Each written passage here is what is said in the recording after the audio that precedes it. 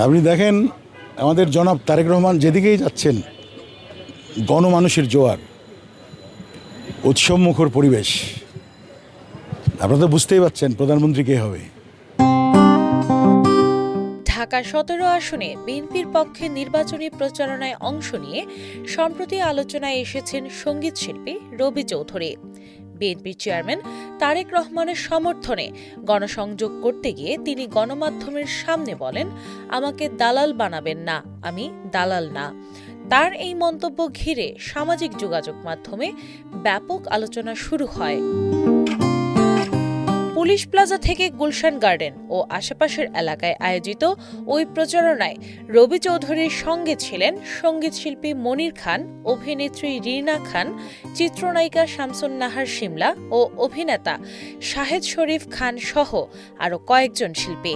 তাঁরা সাধারণ মানুষের কাছে দোয়া ও ভোট প্রার্থনা করেন এবং বিএনপির প্রতিশ্রুতির কথাও তুলে ধরেন। এই বাংলাদেশ জাতীয়তাবাদী দল সংস্কৃতি বান্ধব, সে কারণে আমরা মাঠে নেমেছি। তারেক রহমান সাহেব যদি প্রধানমন্ত্রী হন, আমরা বাংলা কালচারটাকে, আমাদের সংস্কৃতিকে আমরা এগিয়ে নিয়ে যেতে পারব। প্রচার চলাকালে সাংবাদিকদের প্রশ্নের জবাবে রবি চৌধুরী বলেন, সম্প্রতি ঠাকুরগাঁওয়ের বিএনপির পক্ষে প্রচারণায় গেলে অনেকে তাকে নৌকার জন্য ভোট চাওয়ার বিষয়টি নিয়ে সমালোচনা করেন। এ প্রসঙ্গে তিনি ব্যাখ্যা দেন, গায়িকা মমতাজ তার দীর্ঘদিনের সহকর্মী ও বন্ধু। তার অনুরোধে একটি অনুষ্ঠানে অংশ নিয়ে তিনি ভোট চেয়েছিলেন। আমি গান গাইতে গিয়েছি, যেখানে পারিশ্রমিক দেবে এবং শর্ত মিলবে সেখানে গান গাইব, সে যেই দলেরই হোক না কেন, বলেন তিনি। রবি চৌধুরী দাবি করেন, তিনি কখনো আওয়ামী লীগের কোনো কমিটিতে ছিলেন না।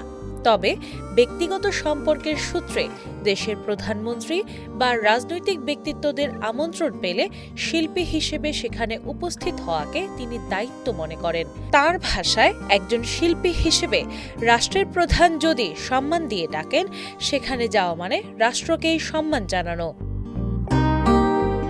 তিনি আরও বলেন, রাজনীতি করে ব্যক্তিগত সুবিধা নেওয়ার কোনো ইচ্ছা তাঁর নেই। দেশের স্বার্থে ধানের শীষের পক্ষে প্রচারে নেমেছে, কোনো লাভে নয়, মন্তব্য করেন তিনি।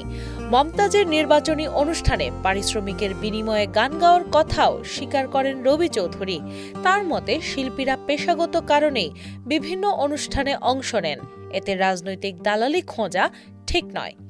শিল্পী পরিবারে ভিন্ন রাজনৈতিক মত থাকতে পারে, তবে শিল্পী সত্তাই হওয়া উচিত মূল বিবেচ্য, এমনটাই মনে করেন তিনি। দিনা ইসলাম, বাংলা বাজার পত্রিকা।